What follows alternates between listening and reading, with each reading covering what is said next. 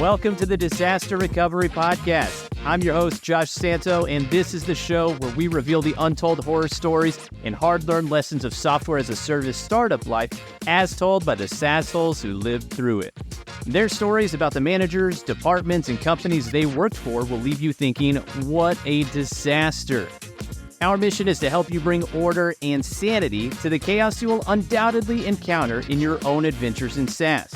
Through stories and conversations with our guests who have been there and done that in all aspects of SaaS, from sales, marketing, product, and more, you'll get the tools and insights you need to recover from disaster.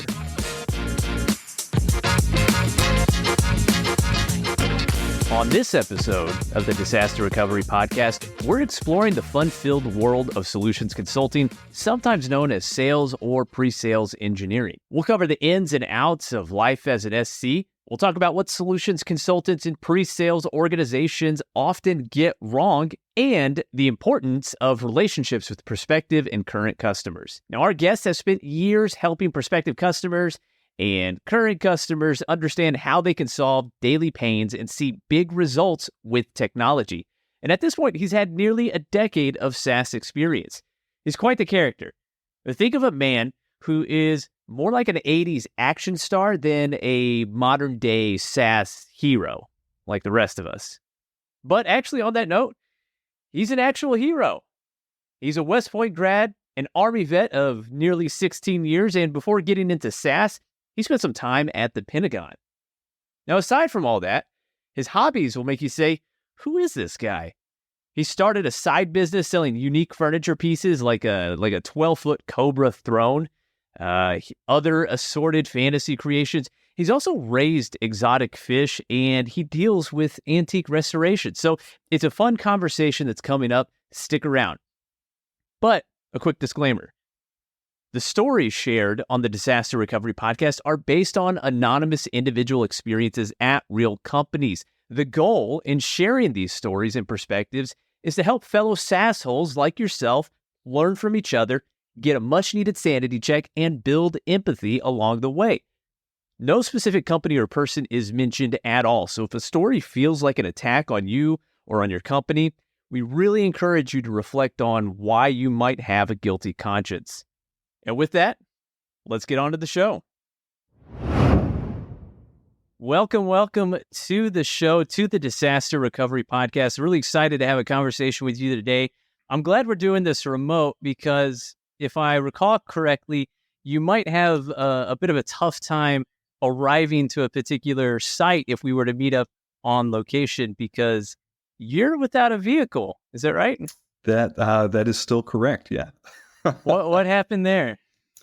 Well, over COVID, obviously there was just a lot less travel, and ultimately, I was driving a Jeep for a very long time. Where I've gone through many Jeeps. It's really the only car ever since I was a kid that I ever wanted to own.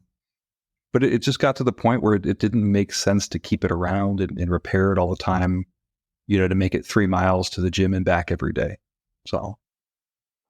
Well, what are you going to do instead? Are you just in your house all the time? Is public transportation good where you are, or are you looking to get something to replace the Jeep?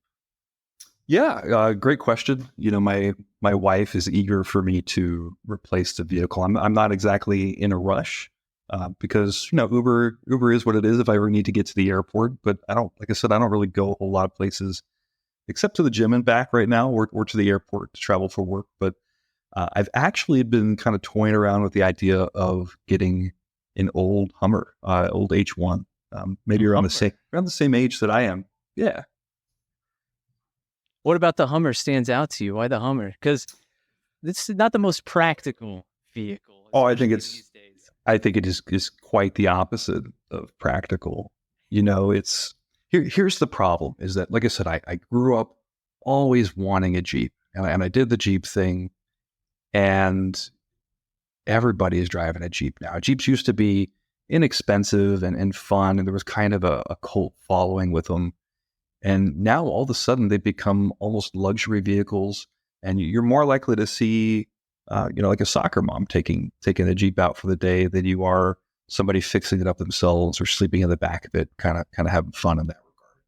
And so the Jeep kind of lost its allure to me because everybody's doing it.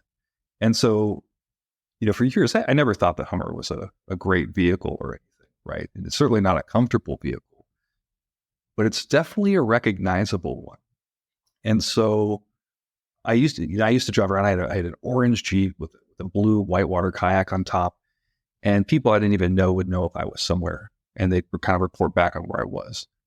And so I kind of like the idea of having a vehicle that, somebody could look at down the road and say, oh, I know who that is. I know what it is. It's just kind of fun, and it's so fun because it's impractical. And everybody's against me getting it, which makes me want to have it even more right now. Well, it stands out. And from what I've come to know of you, you are someone that stands out. Now, I got to ask, with regard to the Hummer, how much do 80s action movies play into your desire to get a Hummer? Oh, 100%. It's something you see as a kid. You don't see it on the road, but you see it in the movies. Arnold Schwarzenegger, really brought, I think, the Hummer into the public's eye. And then it's a car or a vehicle that I drove or was driven in for a long time in a prior life, but it never seemed practical or like something that I would actually want. But I would definitely say that a lot of how I view the world was shaped before I was 10 years old. So that's probably a big factor at this juncture. Yeah, big factor for all of us. I can't help but notice about this whole conversation so far. You straight up called out, here's the problem with Jeeps. You talked about a very specific problem. They're everywhere. Tons of people have them. It sounded like there's a little bit of a lifestyle desire there as well. Like, are you really living that true Jeep lifestyle that really drove Jeep to become so prominent? And you also talked about how you can go about solving that. The Hummer is an opportunity to solve these pain points that you're talking about. I think that was such an indicative way of setting up your expertise, because today we're talking about solutions consulting and pre-sales engineering. And this is very much in line with it. So I'd love to start out with the first question. Well, the first question that I had prepared to ask: how do you define solutions consulting? Well, I hope better than a guy who thinks that a reaction to everybody else driving a Jeep and going towards Hummers. There's got to be a better definition than that. But in the context of software as a service, because you'll see the title elsewhere. The title and the duties are going to vary greatly between companies. You might see crossover with positions like sales engineers or pre-sales consultants. But ultimately, if you work in solutions, your purpose is to help future customers visualize how your solution, your product, your application can solve their problems. And in many ways, you're going to be the be-all, end-all in understanding your product's current features, capabilities, limitations, and really the future state. As much as anybody can understand that future state, as roadmaps change pretty rapidly. But you're also a process expert. You dive deep into discovery. You really understand the issue that your prospect or your client is having. You understand their current business processes. And if you don't know them, you need to do a lot of research and get in there, maybe get on the ground, learn it. And ultimately, you're trying to figure out how you can help them transform their business and recognize value very quickly. On top of that, though, and I think, you're also the first face representing technical credibility, right? It's not like a client gets to talk to your engineers directly and ask every question that they want to ask. So you're ensuring that your solution plays nicely with existing technical infrastructure, or you're finding a way to make sure that it does. And really, at the end of the day, solutions consulting is a job that requires an incredibly diverse set of skills, but not the least of which are a heavy balance of empathy and ultimately storytelling. Well, I think that's a great way of thinking about solutions consulting. Just to recap, you talked about really making sure that there's an understanding of the pain, of the problems that are being experienced with the potential customer. If this is an active sales cycle, the prospective customer. You talked about helping tie the features and capabilities, the things that you can do with the product, to transformational value, impact, what can happen.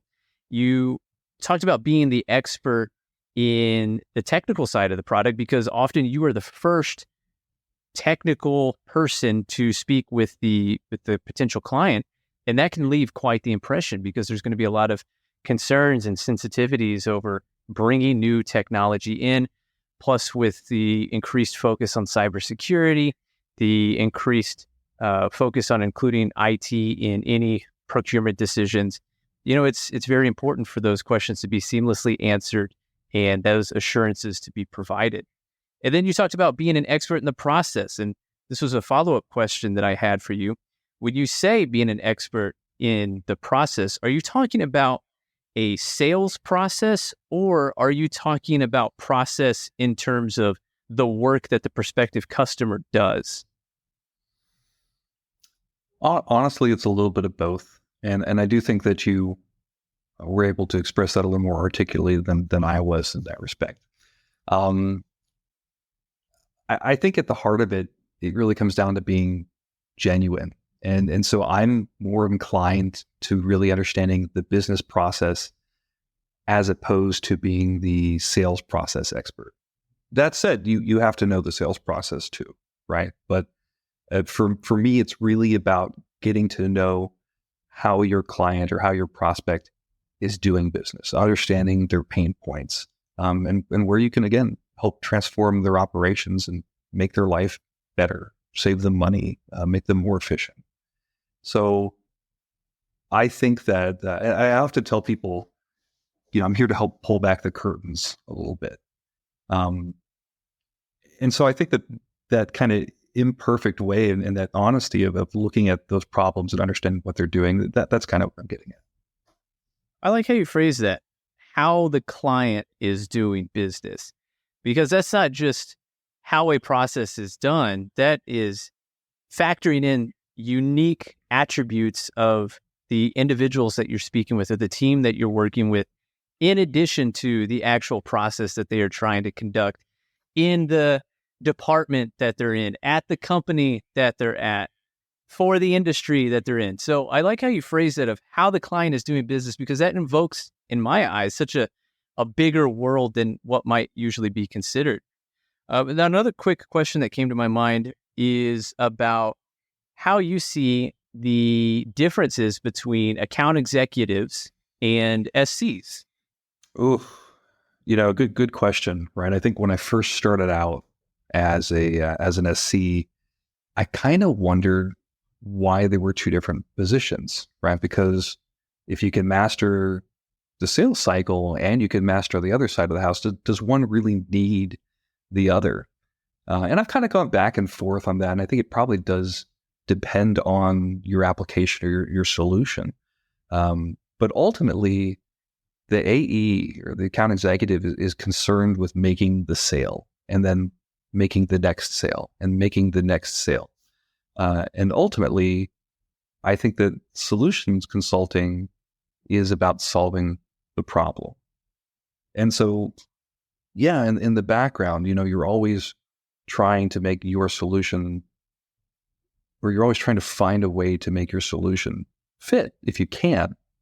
But it's really a different kind of motivation, and really a different end state in what you're looking for. That's a great way of breaking it down. The account executive is ultimately the person responsible for making the sale. Their number is their number. They are held responsible for meeting that number. And the solution consultant identifies how the problem can be solved, if it can be solved, right? Because that's part of the process of qualifying. Are we even a good fit for this situation? How can it be solved? And then working together with the account executive can take that information, take those arguments, take those persuasive value propositions that we talked about crafting just a second ago, and helping drive the sale forward. I think that's a great breakdown that you.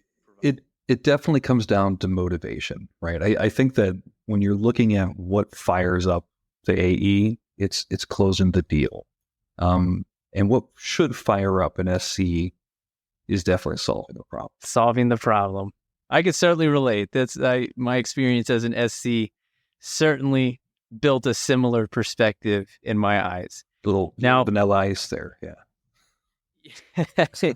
you, now you and I both have this SE experience, and we both have similar perspectives on it. I would like to talk not about what we agree on, but what do people, in your experience, tend to get wrong about solutions consulting? Oh, yeah. Well, I definitely have a different opinion on this than a lot of solution consultants that I've come across, and certainly different than a lot of people who work with solution consultants as well. Ultimately, I think what people get wrong about solution consulting is really a direct result of what we're measured against, our KPIs. Because of course, we reward people because of their ability to bring in new customers. And so you'll see solution consultants wrestle with this idea of whether they're a product expert or a salesman. And of course, like I said, there's an element of both. But when you get too caught up in making the sale, your demo, if your solution is too perfect and too crisp, if you're not careful, you're going to see that people will do whatever it takes to make a sale. And I think that is where we start getting things wrong. Because if you're not the right fit for a customer, if you're not being honest, or you're not there, if you're not building legitimate trust and deliberately deciding like you said, whether you're a fit or not, sometimes you have to be deliberate and say, I'm not going to do this sale because you're not a right fit. If your application doesn't solve the problem at hand, you're forcing it. And it ends up biting you in the ass because you're not just throwing a prospect over the fence to customer success when you're done. And I think that's, again, a widely held belief. You're bringing in a long-term partner. And so if you're doing it correctly, or if you don't have their best interest in mind, you will have set the company and the continued relationship up for failure. And while the tech world seems really large, it always feels like people can jump from job to job. It's actually pretty small. And so if you lose client trust, that's going to follow you. And so I guess to summarize, people who take a short-term view of solutioning are getting it wrong, because it is definitely a long-term play. I think it's important, like you called out, really, if I'm summarizing, is not to sell a product that doesn't exist, right? Because you're talking about doing whatever it takes to make the deal.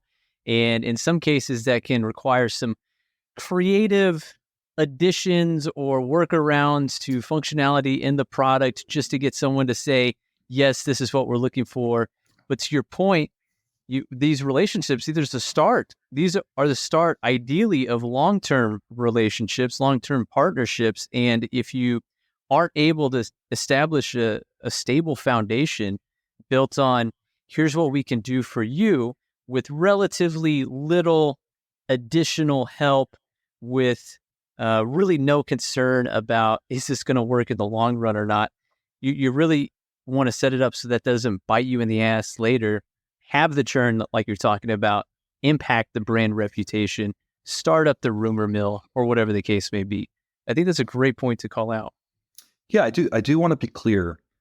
I think that creativity plays a large role in solutioning, right? You have to be creative to solve the problem, because it's not a one-size-fits-all piece. Now, if you find yourself describing what you're doing as sleight of hand, you're at the wrong, 100%. Yeah, there's a term, vaporware, right? Yeah. And if it cannot be delivered, then you might be pitching vaporware. Yes. I agree on the creativity part. It goes back to your perspective that you shared earlier of being an expert in the product's features and capabilities, being an expert in that business process at their unique place of doing business, so that you can ideate and come up with the best ways or the most effective ways to use these capabilities in a way that's going to help them achieve their goal. I completely agree with the creativity. Then there's the creativity part of getting them to see that as well. You mentioned storytelling earlier. It's a huge part of making sure people understand what they can do, how they can do it, and actually see themselves doing it. Creativity is a great call out. Well, it's like I tell my son. My son wants to be an accountant when he grows up. Well, which is wild to me because, I always imagine that a 10-year-old boy wants to be an astronaut or a fighter pilot. I certainly never wanted to be an accountant, but ultimately, you could be the greatest mathematician or the greatest accountant in the world, but if you can't communicate that effectively, you're worthless. So same kind of place here. Communication is critical, and sometimes it's not what you say, it's how you say it. So we talked about what people get wrong frequently about solutions consulting. Let's take it a little bit further. I'd love it if you could think of an opinion, a strongly held opinion that you've encountered in solutions consulting that you completely disagree with. Yeah. Well, I think the most obvious one is that solution consultants are essentially demo monkeys, right? Solution consultants exist to demo. And sometimes you'll run into an account executive that says, look, you demo the product and then you shut up. And that's it. And so that is a widespread belief, both in the account executive world, the sales world, but also amongst solution consultants themselves. And so again, when you're looking from company to company, you're going to find those guys, those solutions engineers, those solution consultants, that all they do is demo and they think that they are simply product experts. And that's just such an incomplete view of what we're supposed to do. But it's definitely the one thing that I just completely disagree with. So both an internal belief for many solutions consultants and, the people that make use of us. Where do you think that perspective comes from? The perspective that solutions consultants exist to demo? Well, I do still think it comes back to, again, what everybody's measured against, right? And the AE's primary motivation in making the sale. And then the solutions consultant being a role that is there to enable the AE in that effort. And so it just paints a bit of an incomplete picture. Yeah. The demo, we could probably get into some particulars about demo. If you're really doing demos well, you're not doing the same demo, which means you're having to prepare unique aspects of it. So it makes it hard to be transactional / demo monkeys in this case, because you have to take time to understand what should even be demoed and why, and how does that make an impact?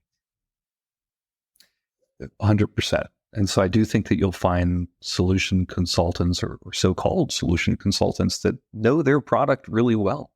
And if you hear them demo once, you will have heard them demo 100 times. You'll hear the same thing over and over and over.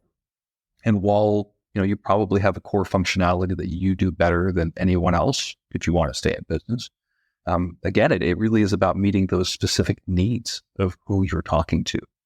Not only their business, but like you said, at what stage they're at in time. What level of digital maturity are they at? Where are they at? And where can you deliver value? And it's going to be different for every single company. Yeah, it's an interesting point. I think I see what you're saying as far as the AE being focused on the sale. Then the focus with regards to the demo becomes something to check the box, not something to really make an impact, but okay, let's just show them the product, show them what we can do so we can get on to the next part of the conversation, which is buy the product. Little razzle dazzle. Can you sign here, please? That's right. And, for some solutions, that could absolutely work, right? For simple solutions, that could work. For those types of solutions, you probably don't have a solutions consultant in that case, right? Solutions consultants, like you said, it depends on the product, but it really has to do with the technical complexities that come with setting up the product in such a way that it'll make an impact with the customer. So we talked about solutions consulting, and there's a lot more that we can talk about, but I want to get to story time. I want to hear your story of disaster. So I know you got a horror story. I'm sure you've got a few horror stories. Tell us a story. Like you say, I feel like I have a good basket I could draw these out of these days, but ultimately, There's never just one thing that goes wrong. And all too often, I think we want to point the finger at one person or one instance that derails an operation. So the story I'll share gets at a few things. So I was working for a SaaS company, of course. And this particular client I'm going to talk about was this massive global entity.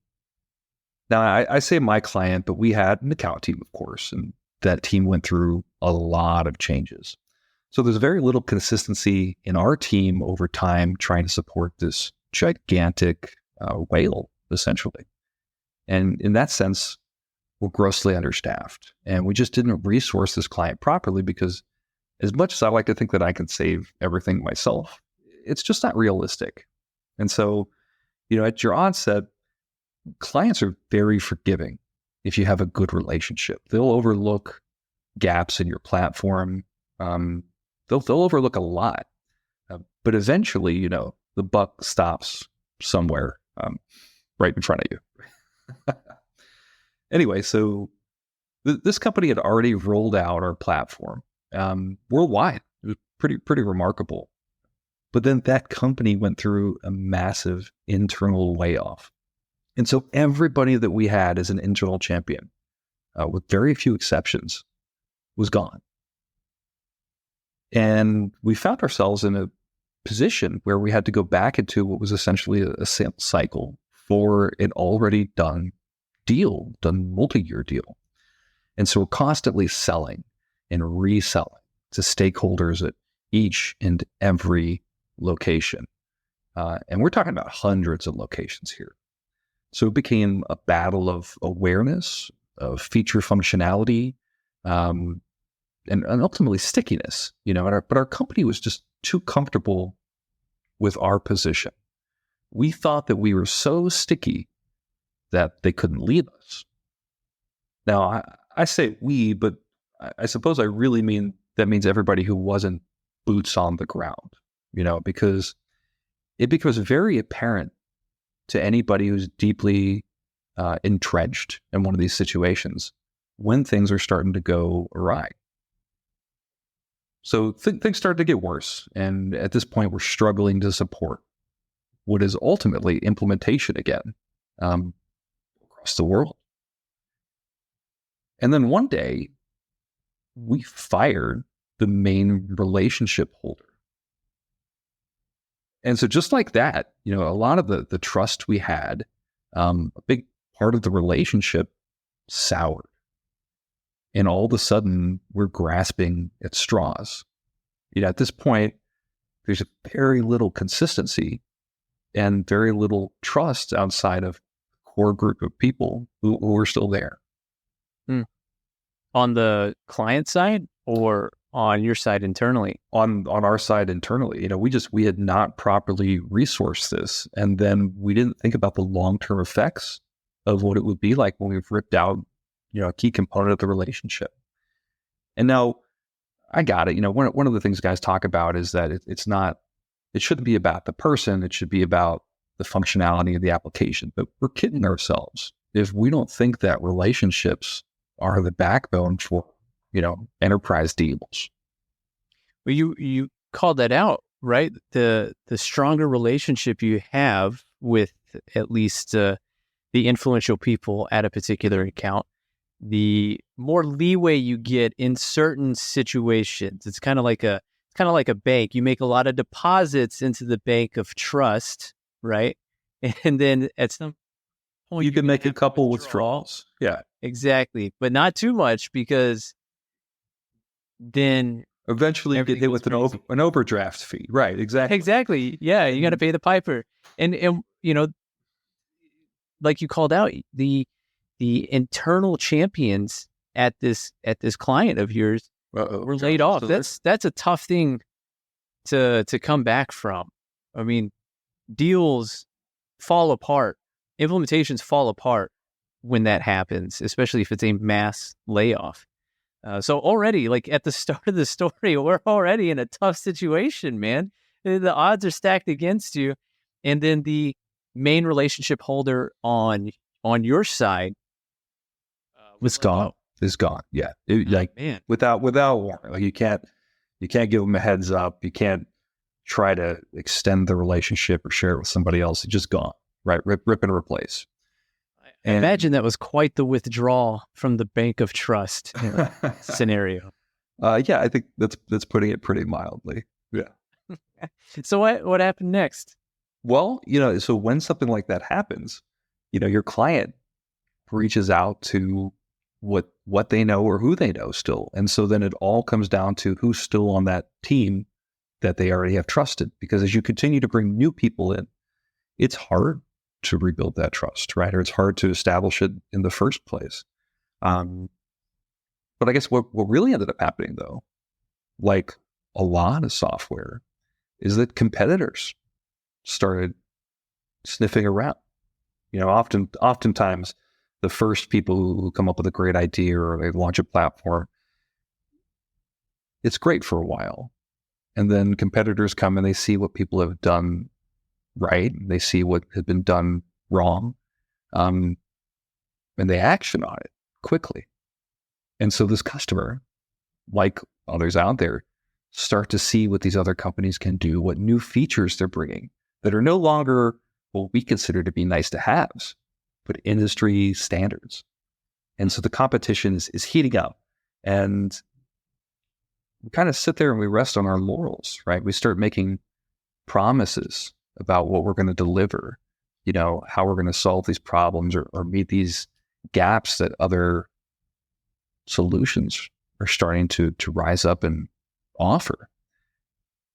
But internally, we never actually delivered anything of value to substantiate against those claims. Ultimately, it became a massive chasm in pricing is really what it ended up coming down to. It's if you don't do X, Y, and Z, how can I justify paying you 5 times what all these other companies are telling me that they can do stuff for? We're willing to accept less functionality for a fraction of the price, or we'll be able to make that up with them in the future.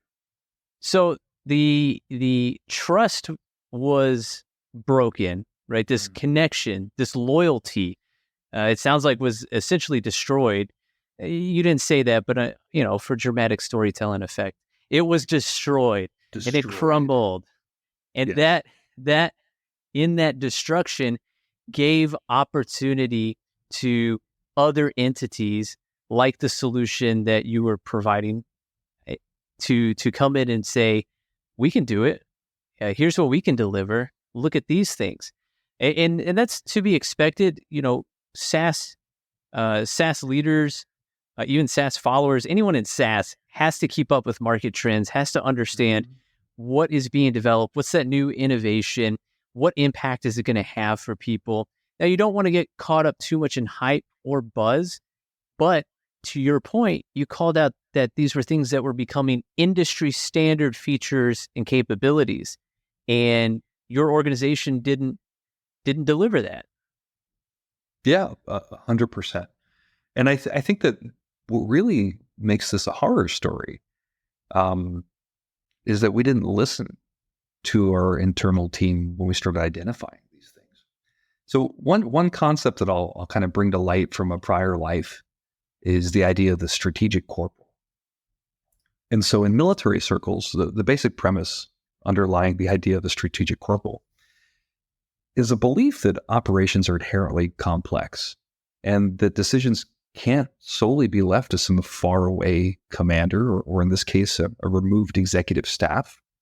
Ultimately, that a junior person's judgment, their assessment, their actions on the ground can have huge consequences and that you can't ignore what they're saying. And so what we got wrong in this case was ignoring the boots on the ground.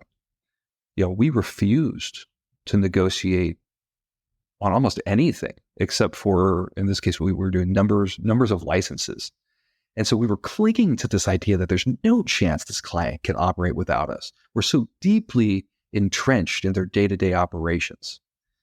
Frankly, our leadership was arrogant and we justified our position because, well, this client uses us a lot. Look at their heavy usage. But like I tell our sales guys after they make a big deal, I don't care how big the deal is. I do this mostly to mess with them. What did you do for me today? You cannot rely on your past performance because you are only ever a minute away from somebody putting you down and going back to what they did before you were there. You might be a nice to have, but as soon as you are not convenient to me, as soon as you are not proving out that value, we're gone. And so we decided to play hardball. Even though we're telling internally, I'm telling the guys, it's like, look, this is not going to work. We decided to play hardball. And I knew it was going to backfire, but it didn't feel like anybody was actually listening, right? Again, we're too sticky. They can't rip us out. There's no chance. Let's just give them unlimited licenses. But that's not what they wanted. So in this case, for all intents and purposes, call me the strategic corporal, as it were, right? And the thing was that the client wanted to make the relationship work. I mean, they really did. They all but told us what we had to do to keep them. I mean, it was really very clear to me, but we refused to budge on price. And again, when you cost multitudes or multiple orders more than your competition, you have to do a reevaluation, right? Have you been overcharging them? Are you overselling yourself? Has the value changed because competitors have come up with the space? Things along those kinds of lines. And eventually, dollars talk. And the company I was working for lost the whale that was keeping it afloat.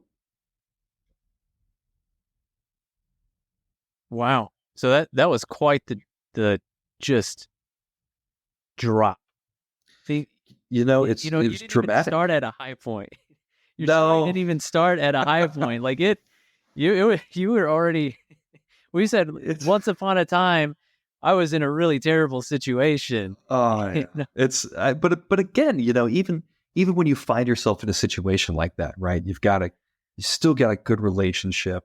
There's still successes that you can take in there, because nothing's ever perfect, right? And I think we have to admit that too, right? Nothing is a perfect fit unless it's a custom build, and ultimately, there are a lot of things that can go wrong at any given time. And so in this case, there was a bunch of things, but I really think that ignoring the needs of the customer, ignoring that internal communication, that from the deeper understanding of what the customer wanted, because again, the account team was already ripped apart. And then just this belief that you can't operate without us. It makes it very clear that it's not a partnership. It is a vendor-vendee relationship if it's from the side of the client, or it's you're dependent on us, right? Like, hey, you're dependent on Amazon Prime, right? Where are you going to go if you don't got Amazon these days, right? You're going to go to a mall? Like, seriously? How many people are going to a mall to buy stuff? Because then, you're going to go back and return. Like, it's just not realistic that a lot of these things, continue to survive or continue to operate. As a result of this, the client was lost. That's what you said. Lost a very big and important client. How did that impact the company? So I think that this is the real horror story, right? Because prior to losing this client, like I said, this whale, really the primo example customer that you wanted to have, your claim to fame. Once we lost this, it felt like the entire trajectory of the company changed. We started creating these rifts internally and externally. Internally, I was frustrated that I didn't feel trusted, that somebody wouldn't act on my assessment of the situation. Because we lost this big piece of revenue, ultimately, we had to start making more cuts in our company because we couldn't justify, well, I guess a lot of positions anymore. I mean, really, this company was keeping us afloat. And so as these rifts grew deeper and deeper, you really saw the core group of people that made it work where we were at leave. Some by choice, some not by choice. But it got to be, and again, this is in the throes of COVID, right? To where you're surrounded by people that you don't know. They're not known quantities, and that can be fine. You know, we can still build great relationships, believe it or not, over Zoom. I guess for anybody listening, you know, I had known Josh for years, or I felt like I knew Josh for years before I ever met him in person. And it was weird to me because this guy had become one of my best friends, and I had never even been in the same room. And we had missed each other for all sorts of reasons. You know, company on-sites, he's off doing one thing, I'm off doing another. We're both visiting separate clients. But I again, the takeaway is that the culture of the company changed, you know, and we brought in new executive leadership. And that executive leadership brought in people that they trusted and that they didn't necessarily trust the people who were there before because, look, we just had this massive failure. And so then we start to schism inside of the company itself. And nothing seemed to improve. You know, I think this is the difficulty, of course, one with COVID and two with having a lot of remote work. There was no culture to our own company. And I really genuinely believe that this all came really to a head once we lost our partner, our client, because there was no other kind of unifying. There was no unifying mechanism, you know, other than everybody getting a paycheck from the same company. Well, I certainly had a lot of takeaways from the story that you just broke down. And it certainly left me thinking, like, what a disaster. I don't want to get into my takeaways just yet. I'd actually like to hear from your takeaways, like reflect on that story that you just told us, that experience in your professional life. What did you learn from that? What were your top takeaways from that experience? Well, I'm glad you were able to take away takeaways. I'm glad you were able to do that because I feel like I'm kind of just, you know, talking in a big circle here. But I'll tell you that the big takeaways for me and kind of what I take forward into future organizations that I work with, it starts with trust, right? Internal and external. But relationships are key to everything that involves people. And once you sour a relationship or once you have a breach of trust, I do not believe that could be salvaged. You know, you don't trust a person who burns you, right? And in this case, you know, our company had become very first defensive about the whole situation, right? We were blaming the client. And then we became offensive to where we were potentially looking at legal action against them. And realistically, it was just a clinging to desperation at that point, right? And so, again, it comes down to you need to maintain trust. You need to have deep partnerships because you don't want souring relationships, right? You're going to see these signs ahead of time, right? They say, I don't ever want to talk to this person again, right? If you've got a team and somebody from your team or from your company inserts themselves, but they're not a trusted entity, and that client comes back to you and says, I don't ever want this person on the phone. I don't want to meet this person. I don't want to see them. Well, I don't care if that person is your executive, whatever. It's done. They don't trust that person. Don't try to force them on it because you're going to start seeing more and more withdrawal, right? You'll see people ghosting meetings, not responding to emails, ignoring your calls.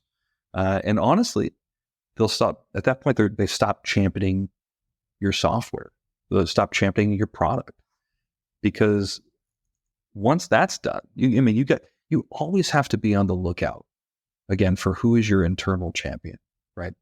Who trusts you enough that they're going to essentially advocate for your product internally? Who's going to evangelize that to others? Because once that's gone, nobody's doing it, and you might as well rip it out. You're lost. In this case, now I'll go back to the specific on this one. We were doing a last ditch effort to mend the bridge, right? And we thought that we were going to a site to do one of those typical, hey, this is what we do, and this is how we help you. And we were ambushed by procurement.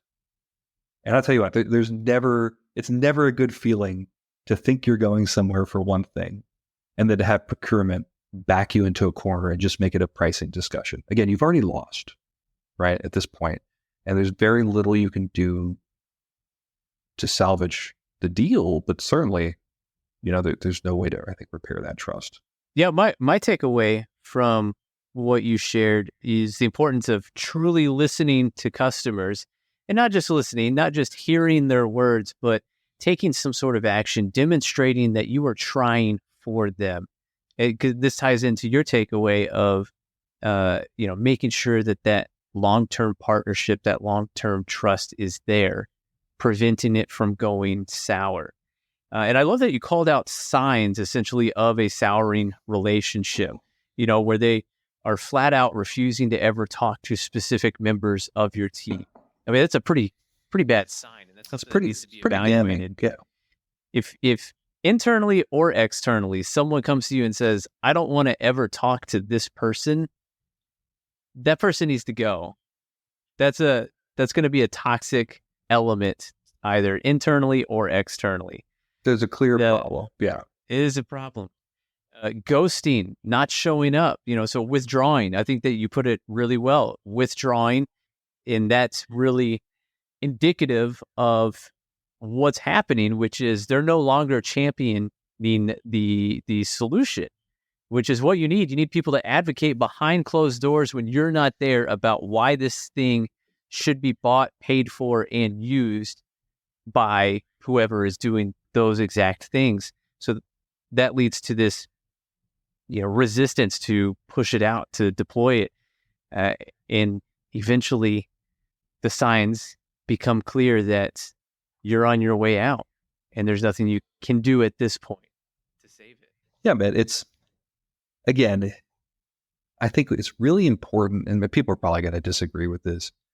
I think it's just important not to see them as dollar signs and to treat these guys like the long-term partners that, they deserve to be ultimately. Yeah, people want to do business with people, not businesses. 100%. And what you're calling out is, let's treat people like people who have importance and value beyond a monetary amount. And in doing that, that's what's going to lead to monetary compensation. Well, what a conversation, what a story. That is definitely a diSaaSter, and I'm sure that you are not the only one who's experienced something like that before.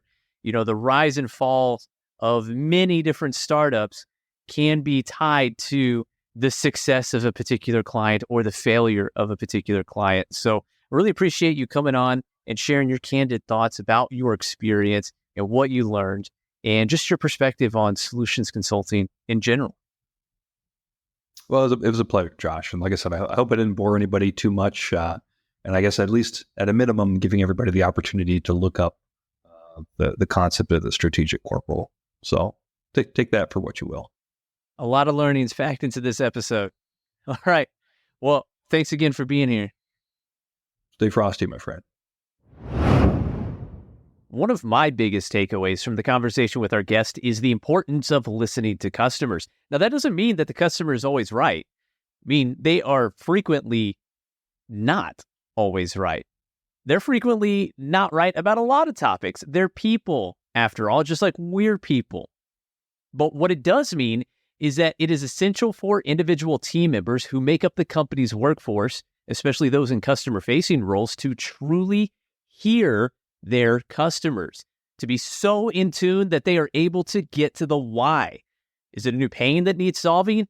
Is it a need to reframe a specific situation? A team that works together to delight customers will not be beaten. Now, he also brought up points that I certainly relate to, being a former solutions consultant on the pre-sales side myself. SEs help AE and the company get the deal done by focusing specifically on the problems that need to be solved, on the pain that needs to be relieved, on the value that needs to be delivered, or at least the path to value. But you have to be careful. You really, really do not want to overpromise and set the company up to underdeliver. With the pressure to get deals done, it can be tempting to provide workarounds that get the deal signed, but ultimately fail to deliver long-term value on either side. And this is most certainly related to strategy and company culture. The question is, what do you prioritize? Making money or making customers successful?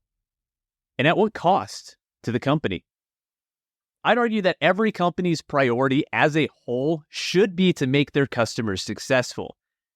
And make no mistake, much like the great 80s movie franchise and 90s show Highlander, there can be only one priority. The one thing that is placed above all else, because when there's a conflict or decision to be made, you have to have a dominant criteria that enables you to make a decision and choose a path. Now, far too often, profitability or bonuses or shareholders get the number one spot. And far too often, those companies aren't the best to work for.